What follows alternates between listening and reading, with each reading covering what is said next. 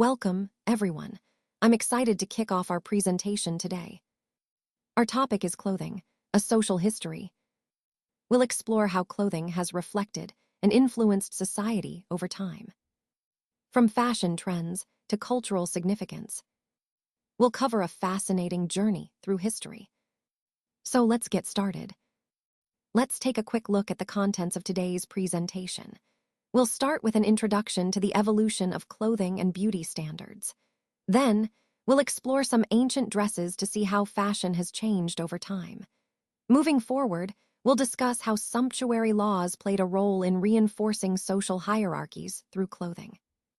We'll also examine figures like Marie Antoinette and their influence on fashion. Then, we'll look at the Victorian era, a period marked by strict social codes and elaborate dress styles. Our journey continues into America, where fashion took on unique characteristics. Next, we'll see how women reacted to these changing styles and societal expectations.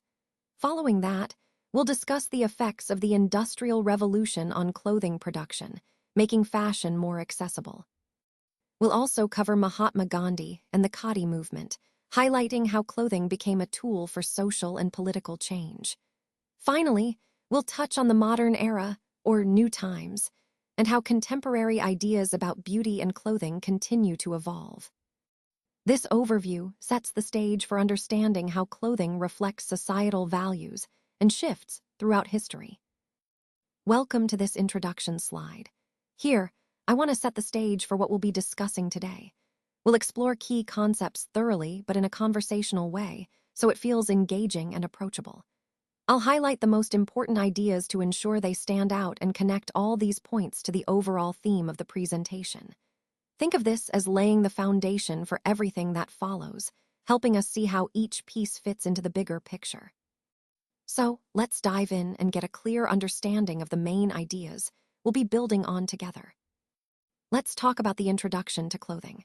Wearing clothing is something unique to humans and is found in almost all societies. It's fascinating because we don't really know exactly when humans started wearing clothes. Anthropologists have some ideas, though.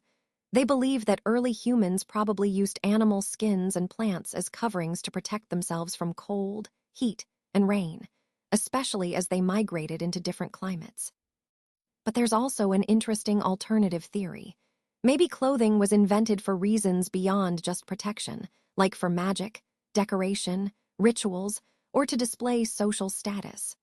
Over time, these coverings might have served multiple purposes, blending practicality with cultural significance. Clothing and textiles are more than just coverings. They're a reflection of human history. They tell us about the materials that were available to a civilization and the technologies they developed to create fabrics. The final product often carries a lot of social meaning, revealing a lot about the culture that made it. So, in essence, clothing is a window into human innovation, adaptation, and social identity, an integral part of our shared history and culture. Let's take a closer look at some ancient dresses. As we explore these garments, you'll notice how they reflect the culture, social status, and even the climate of the time. These dresses weren't just about fashion. They carried meaning and tradition, often indicating a person's role or identity within their society. You'll see that despite the differences across regions and eras, many ancient dresses share common features, like the use of specific fabrics or decorative elements that signified importance. Understanding these dresses helps us appreciate how fashion served as a form of communication long before modern clothing. Connecting this to our overall theme, it's fascinating to see how these ancient garments laid the groundwork for later styles and continue to influence fashion today. They remind us that clothing is more than just protection or decoration. It's a window into history and human expression. Let's take a closer look at ancient dresses, starting with the Egyptian style. Egyptian clothing was often made from lightweight linen, which was perfect for their hot climate. Men and women wore simple, yet elegant garments, like tunics and dresses that flowed smoothly. These outfits were usually decorated with jewelry and accessories, emphasizing social status and beauty. It's fascinating how their clothing reflected their culture, beliefs, and even their social hierarchy.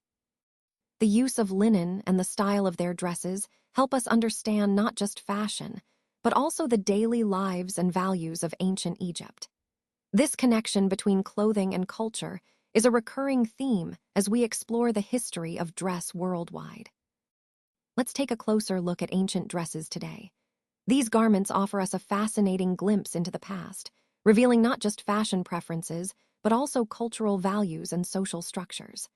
As we explore different styles from various civilizations, you'll notice how clothing often signified status, occupation, or even religious beliefs. It's interesting to see how some elements, like fabrics and accessories, have persisted or evolved over time. By understanding these ancient dresses, we can better appreciate the rich heritage that influences modern fashion. They remind us that clothing is more than just a way to cover ourselves. It's a reflection of identity and tradition. Let's take a closer look at ancient dresses, starting with the Chinese tradition. Chinese clothing has a rich history that dates back thousands of years. These garments are not just about style. They embody cultural values, social status, and even philosophical beliefs. For example, traditional Chinese dresses like the kipao or cheongsam are known for their elegance and distinctive features, such as high collars and intricate embroidery. These dresses often used symbolic colors and patterns to convey meaning. Understanding these ancient dresses helps us appreciate how fashion reflects cultural identity and history. It also connects to the broader theme of how clothing serves as a window into the past, revealing customs, social hierarchies, and aesthetic principles of ancient civilizations. Let's take a closer look at ancient dresses, specifically focusing on French fashion. When we talk about French clothing from the past, we're really exploring a rich history of style and cultural expression. French dresses have often been seen as a symbol of elegance and sophistication, reflecting the social and political influences of their time. Throughout history, French fashion has evolved significantly, showcasing different styles, fabrics, and techniques. For example, during the Renaissance, dresses were characterized by intricate embroidery and luxurious fabrics, which signaled wealth and status. Moving into the 17th and 18th centuries, we see the rise of elaborate court dresses that emphasized opulence and grandeur, often with heavy ornamentation. What's fascinating is how these styles not only tell us about aesthetic preferences, but also about societal values and class distinctions. French fashion, especially during key periods like the reign of Louis XIV or the Enlightenment, was closely tied to politics and power. Today, we can trace many modern trends back to these historic styles, showing how French fashion continues to influence the world. This slide highlights the importance of understanding these ancient dresses to appreciate the depth and evolution of French style, which remains a cornerstone of global fashion history. Let's take a closer look at ancient dresses from Africa. These garments are not just clothing, they are rich in history, culture, and symbolism. Each piece tells a story about the community, social status, and traditions of the people who wore them. You'll notice that many of these dresses are made from vibrant fabrics and often feature intricate patterns, which convey messages and cultural identity. Understanding these dresses helps us appreciate the diversity and depth of African heritage, which ties into our overall theme of exploring the cultural significance behind traditional attire around the world. Let's take a closer look at sumptuary laws and how they relate to social hierarchy. These laws were essentially regulations that controlled what people could wear, based on their social status. The idea was to visually reinforce social distinctions, making it clear who belonged to which class. For example, only certain classes could wear specific fabrics, colors, or styles. This wasn't just about fashion, it was about maintaining social order and hierarchy. It helped people recognize their place in society and reinforce the idea that social stratification was natural and necessary. Connecting this to our overall theme, it shows how laws and customs worked hand in hand to shape social identity and reinforce class distinctions during this period. Let's talk about the emergence of sumptuary law in medieval Europe. During this time, clothing and dress codes weren't just about fashion. They were a way to reinforce social hierarchies and distinctions. Different levels of society had specific rules about what they could wear, which helped everyone understand each other's social status at a glance. From 1294 onward, these laws became more formalized, and they remained in place until the French Revolution in 1789. Essentially, people were expected to strictly follow these regulations, which dictated everything from fabric types to colors and accessories based on their social rank. This system of sumptuary laws was really about controlling consumption and maintaining social order through appearance. When we look at these laws, it connects to our broader theme of how fashion and dress serve as tools for social control and identity. It's fascinating to see how clothing was used as a means of enforcing societal boundaries during this period. Let's talk about the sumptuary law, which lasted from 1294 to 1789. The word sumptuary actually comes from Latin, meaning expenditure. These laws were designed to reinforce social hierarchy and control the behavior of those considered social inferiors, meaning the unprivileged classes. Essentially, they regulated what people could buy and wear, not just based on income but also according to their social rank. For example, only the royalty could wear luxurious materials like ermine, fur, silk, velvet, and brocade. These laws prevented the lower classes from wearing certain clothes or consuming particular foods and drinks that were associated with the aristocracy. Other social classes were barred from dressing in those expensive, aristocratic materials. So, in a way, these laws served to visually reinforce the social order, making clear who belonged to which class based on appearance, especially clothing. This connects to the broader theme of how fashion and social control were intertwined during this period. Now, let's talk about the end of the sumptuary law. During the French Revolution, a new law was introduced that aimed to give common people more freedom, rather than restricting them. Previously, there was this social hierarchy where the lower classes suffered because they couldn't wear certain clothes, eat specific foods, drink particular beverages, or participate in hunting games like the wealthy did. This law essentially kept the divide between the rich and the poor wide open. But the French Revolution changed all that. It abolished those social distinctions, promoting equality. You might know that members of the Jacobins called themselves sans culottes, which literally means without knee breeches. This was a way for them to distinguish themselves from the aristocracy, who wore those fashionable knee breeches as a symbol of their status. During this period, both men and women started wearing clothes that were loose and comfortable, reflecting their desire for freedom and practicality. It was a significant shift away from the restrictive, ornate fashion of the aristocracy, symbolizing the broader social changes happening at the time. So, in essence, the end of the sumptuary law marked a move toward equality, breaking down old social barriers and allowing people to dress more freely, both literally and metaphorically, aligning with the revolutionary ideals of liberty and equality. Now, here we see the end of the sumptuary law era, which was a period when regulations dictated what people could wear, often to reinforce social hierarchies. With this shift, we notice the emergence of knee breeches as a popular fashion choice. These knee-length trousers became a symbol of changing attitudes towards clothing, more about personal expression and practicality than strict social regulation. This transition marks an important point in fashion history, illustrating how societal norms evolved and how clothing began to reflect individual identity rather than just social status.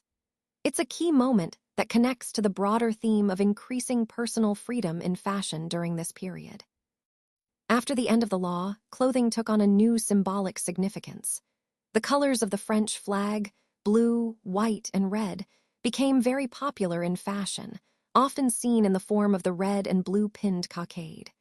These colors weren't just decorative, they represented national pride and political identity. You also saw other political symbols making their way into everyday dress. For example, the red cap of liberty became a powerful symbol of freedom and revolution. Long trousers, which had previously been less common, started to be adopted as a sign of modernity and equality. And of course, the revolutionary cockade pinned onto hats was a visible display of allegiance to the cause. All these elements show how clothing became a way for people to express their political beliefs and support the revolutionary ideals. It's a fascinating example of how fashion and politics often go hand in hand, especially during such a transformative period in history. Let's take a closer look at Marie Antoinette. She was a significant figure in French history, often symbolizing the excesses of the monarchy. Her life was marked by tragedy and controversy, especially as public opinion turned against her during the tumultuous times leading up to the French Revolution. She was known for her luxurious lifestyle, which many saw as out of touch with the struggles of ordinary people. This perception played a crucial role in fueling unrest. Despite her reputation, she also faced immense pressure and scrutiny from her contemporaries. Connecting this to our overall theme, her story illustrates how personal and political lives can become intertwined, especially during times of crisis. Her legacy remains complex, reflecting both the decadence of her era and the profound changes that were about to reshape France. Let's talk about Marie Antoinette and her influence on fashion during a very revolutionary time. The French and American revolutions, along with key figures like Marie Antoinette herself, really inspired different groups to express themselves through style. Marie Antoinette, as the Queen of France, was not just a political figure, but also a major trendsetter in fashion. Particularly in the 1770s and 1780s, her hairstyles and overall fashion choices set new standards and sparked trends across Europe.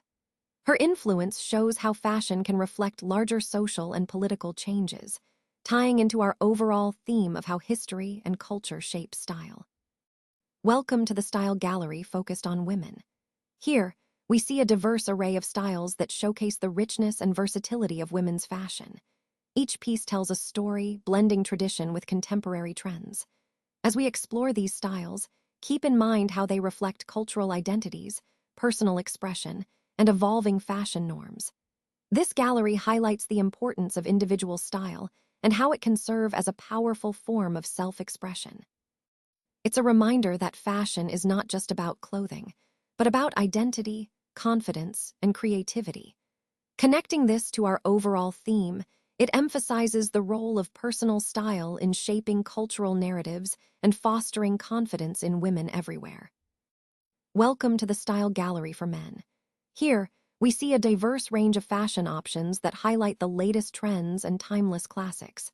This slide emphasizes how style isn't just about clothing, but about expressing your personality and confidence. Notice the variety in colors, cuts, and accessories, each piece chosen to showcase different styles that suit different occasions and individual tastes. It's important to remember that a well-curated wardrobe can make a significant impact, not only on how others perceive you, but also on how you feel about yourself. As we connect this to our overall theme, think about how personal style is a form of self-expression and confidence building. Whether it's a sharp suit, a casual look, or something in between, the key is authenticity and choosing what makes you feel best. Let's explore how clothing and notions of beauty have historically shaped social identities and cultural values. Clothing has always been more than just a way to cover ourselves. It reflects our status, our profession, and even our personal beliefs. Over time, standards of beauty have evolved, often influenced by cultural ideals and societal expectations. These notions of beauty are deeply intertwined with clothing choices. What is considered attractive or fashionable at a given time can tell us a lot about the values of that society. Throughout history, we've seen how different cultures emphasize certain features or styles, which in turn influence beauty standards globally. Understanding this connection helps us see how outward appearances are not just superficial, but are embedded with meaning and social significance. This theme ties into the broader discussion of identity and how individuals and societies communicate who they are through appearance and attire. So, here we see that the French Revolution did bring some sense of equality among the people. However, this didn't automatically mean that everyone had the freedom to choose whatever they wanted to wear. No, the idea of freedom in dress was more complex than that. Different groups of people started deciding their own styles based on their identities and preferences. This led to a variety of dressing styles that reflected how they saw themselves or how they wanted to be seen. You can think of it this way. The notions of what is ugly, beautiful, proper, or vulgar became quite subjective and varied from one group to another. Some saw certain styles as fashionable or elegant, while others might have considered the same as inappropriate or even vulgar. This diversity in dress styles highlights a broader theme we're exploring: how social changes, like those sparked by the revolution, influence personal expression and identity. It shows that even with a push for equality, individual choices and perceptions about appearance remained deeply personal and varied. Now, let's turn our attention to the Victorian era, which is a fascinating period full of transformation and innovation. This era, roughly spanning from 1837 to 1901 during Queen Victoria's reign, was marked by significant social, cultural, and technological changes. It was a time when Britain expanded its empire and experienced rapid industrialization, which deeply influenced daily life and societal values. During this period, there was a strong emphasis on morality, decorum, and social hierarchy, but at the same time, it was a time of great invention and progress. Think about the innovations like the steam engine, the expansion of the railway network, and advancements in communication like the telegraph. These developments revolutionized how people connected and moved around. The Victorian era also saw the rise of new literary and artistic movements, reflecting both the complexities and contradictions of the time. It's a period that really highlights the balance between tradition and modernity, which ties into our overall theme of how societal shifts shape cultural identities. So, understanding the Victorian era helps us see how these historical forces laid the groundwork for many aspects of the modern world we live in today. In the Victorian era, clothing styles really emphasized the clear differences between men and women.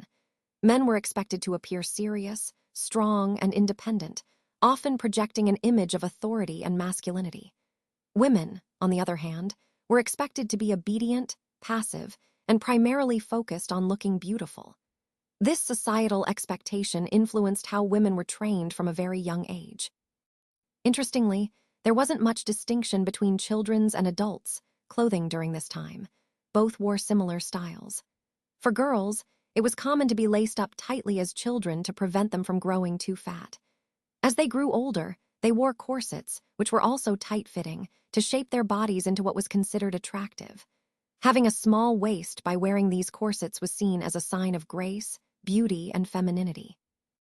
These fashion choices reflected the broader societal values of the era, where appearance and gender roles were strongly intertwined. Let's talk about the corset.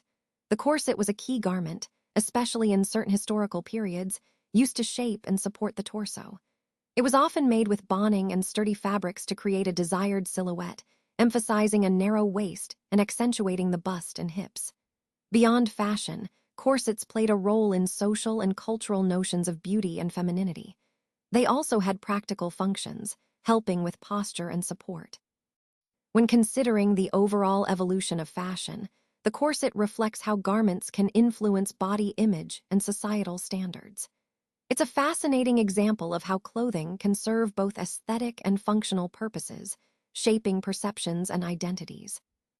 Now, let's take a closer look at women's reactions. When women encounter these situations or messages, their responses can be quite varied, but there are some common themes. Many women might feel empowered, motivated, or inspired by what they see. Others might experience skepticism or questioning, especially if the message challenges societal norms or personal beliefs. It's also important to recognize that reactions can be influenced by individual experiences, cultural backgrounds, and personal values.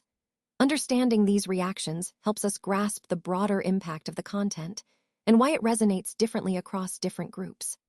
Ultimately, women's reactions are a vital part of the overall conversation about representation and empowerment, and they highlight the importance of crafting messages that are thoughtful and inclusive.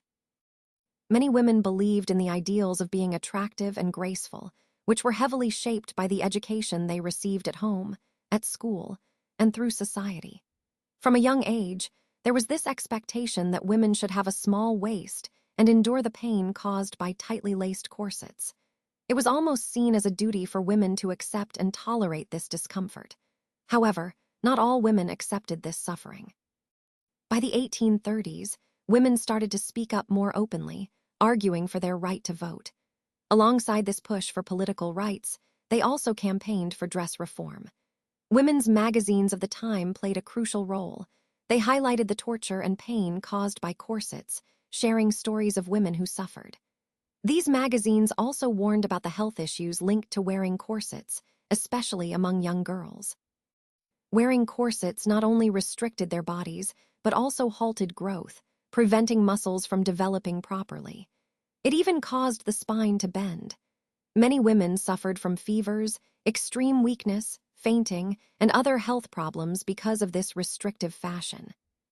All of this highlights how societal pressures to conform to beauty standards had serious health consequences, and it connects to the broader theme of women fighting for their rights, both socially and physically, to be heard and to change these harmful norms.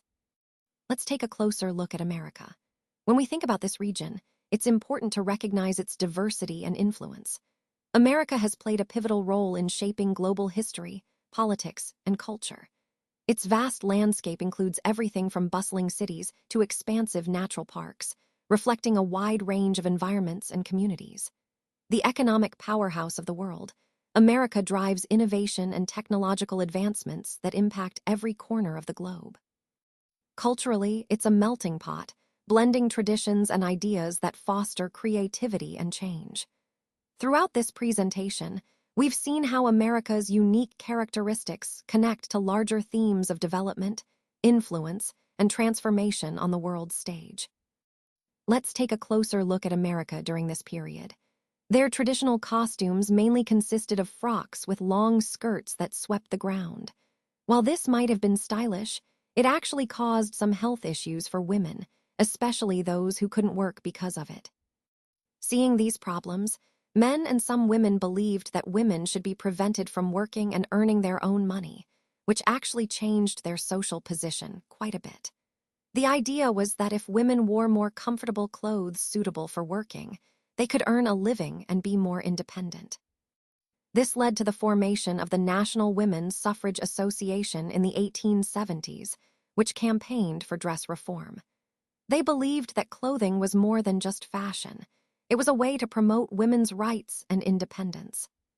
So, through dress reform, women sought not only comfort but also greater freedom and equality, an important step in the broader movement toward women's rights.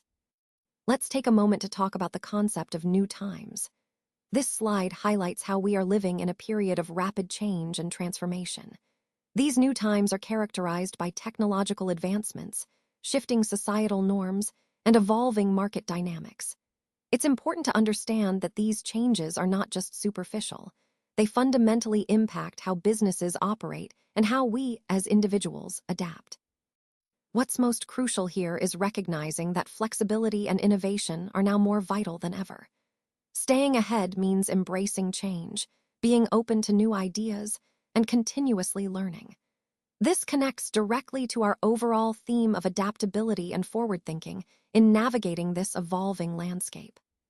So, as we move forward, remember that these new times are opportunities for growth and reinvention, not just challenges to overcome. Embracing this mindset will be key to success in the future. Now, let's explore how the concept of new times brought about significant changes in Britain. Many of these changes were made possible thanks to the introduction of new materials and technologies. For example, innovations in manufacturing and construction allowed for more efficient production and new types of buildings. Additionally, other major shifts came about because of the two world wars. These conflicts accelerated technological advancements and influenced societal changes, including working conditions. The wars forced industries to adapt quickly and often led to improvements in labor practices and workplace environments. All these factors, new materials, technological progress, and the impact of global conflicts, played a crucial role in shaping Britain's modern landscape. They connect directly to our overall theme of how times of change drive progress and transformation in society.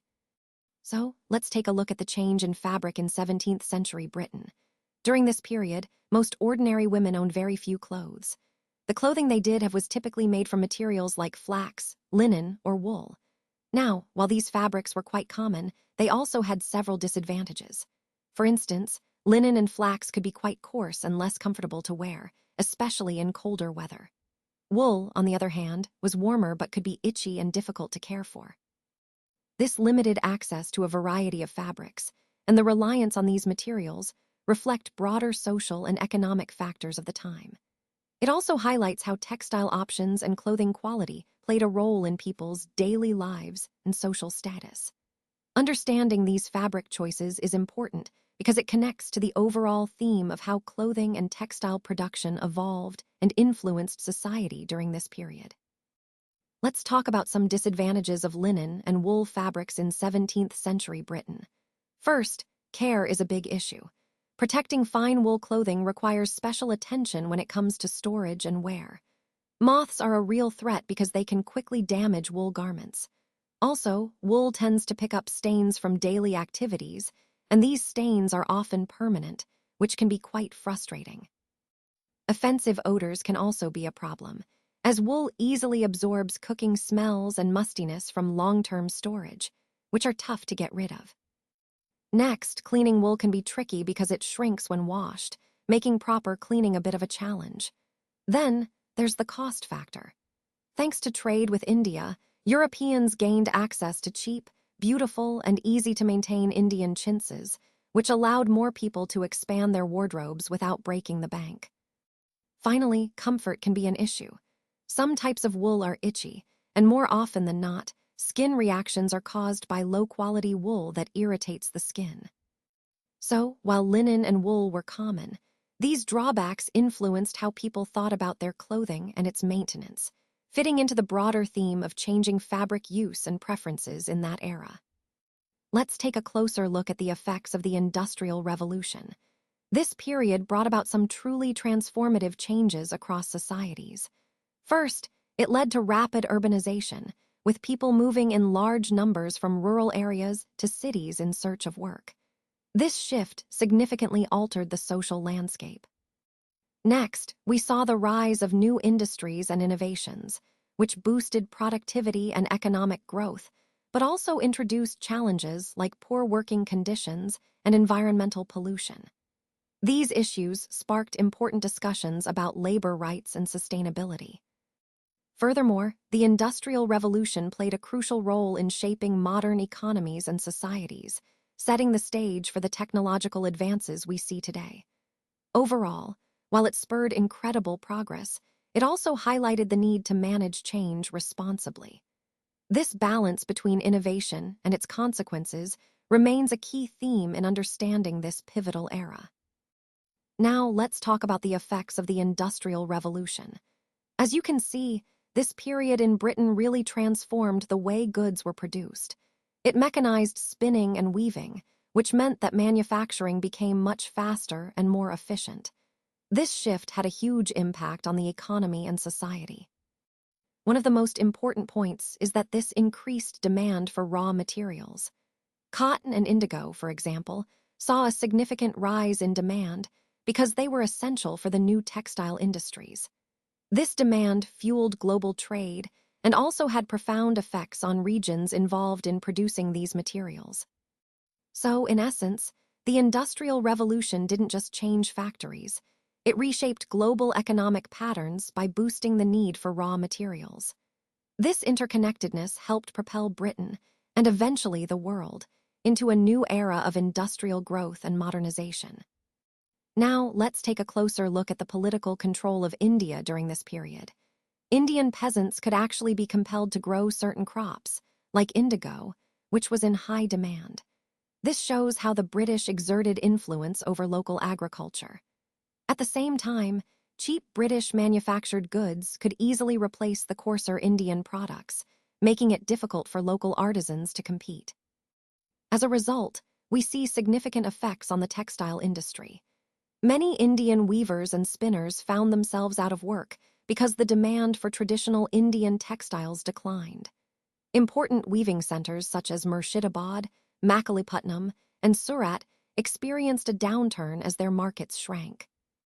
Overall, this highlights how British economic policies and control not only affected agriculture, but also had a profound impact on Indian industries and communities, shaping the economic landscape of the region during this era.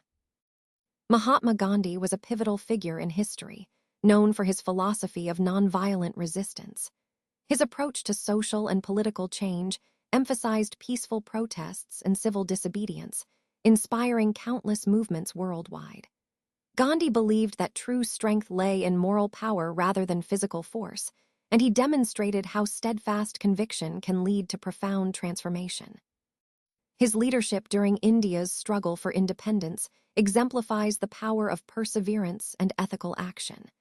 Connecting this to our overall theme, Gandhi's life reminds us that change is possible when driven by conviction, compassion, and nonviolence. Mahatma Gandhi, as a boy, came from a Gujarati Bania family, and his typical attire included a shirt paired with a dhoti or pajama, sometimes complemented by a coat. When he was 19 and went to London in 1888 to study law, he made a notable change, cut off the tuft on his head and dressed in a Western suit. This was a practical decision to avoid being laughed at and to blend in better with the Western society he was entering. Fast forward to 1913 in Durban, Gandhi's appearance changed again. He wore a lungi and kurta, and he shaved his head as a sign of mourning. This was a powerful protest against the shooting of Indian coal miners, showing how he used his appearance as a form of nonviolent resistance and solidarity. These changes in Gandhi's dress and appearance reflect his evolving understanding of identity, respect, and protest, which are key themes in his lifelong struggle for justice and independence. Let's take a closer look at the Khadi movement. This movement was a significant part of India's struggle for independence, emphasizing self-reliance and economic independence. It encouraged Indians to produce their own cloth, rather than relying on British imports, which also served as a form of nonviolent protest. The idea was to promote Indian industries and foster a sense of pride in local craftsmanship. The Khadi movement became a symbol of resistance and unity across the country, connecting economic self-sufficiency with national identity. Overall, it played a crucial role in uniting people and strengthening the fight for freedom, aligning with the broader theme of self-reliance and independence we've been discussing. Today, I want to talk about the Khadi movement, which is a significant part of India's struggle for independence. In India, Khadi is not just a simple piece of cloth. It represents a whole movement initiated by Mohandas Karamchand Gandhi. This movement was about more than just fabric. It was a powerful symbol of self-reliance and resistance against colonial rule. The core idea behind the Khadi movement was encouraging Indians to become self-sufficient by producing their own cloth, especially using hemp, which was a locally available resource. Gandhi believed that by making their own clothes, Indians could break free from dependence on British-produced goods. Now let's look at the economic aspect. During colonial times, the British would buy raw cotton from India at very low prices, then send it to Britain to be woven into fabric. These fabrics would then be shipped back to India and sold at high prices. This process kept India economically exploited and dependent on foreign goods. The Khadi movement aimed to change that. It promoted boycotting foreign goods, including imported cotton fabrics, and instead encouraged the production and use of Indian-made textiles. By doing so, it was not just about clothing. It was about strengthening India's economy and fostering national pride. So, in essence, the Khadi movement was a strategic and symbolic effort to promote self-reliance, economic independence, and unity among Indians, all vital themes in our broader journey towards freedom. Now, let's take a quick look at the different types of Gandhi caps and other traditional headwear that are part of our cultural heritage. First, we have the turban, which is quite prominent in many regions and symbolizes honor and respect. Then, there's the Kashmiri cap, known for its unique design and regional significance in Kashmir. Moving on, the Gandhi cap is perhaps the most iconic, symbolizing simplicity, patriotism, and the Indian independence movement. We also have the Rajasthan cap, which reflects the vibrant culture and traditions of Rajasthan. These headgears are more than just clothing. They carry deep cultural and historical meanings, connecting us to our roots and our collective identity. Recognizing these diverse styles helps us appreciate the rich tapestry of Indian heritage and the various ways people express their cultural pride.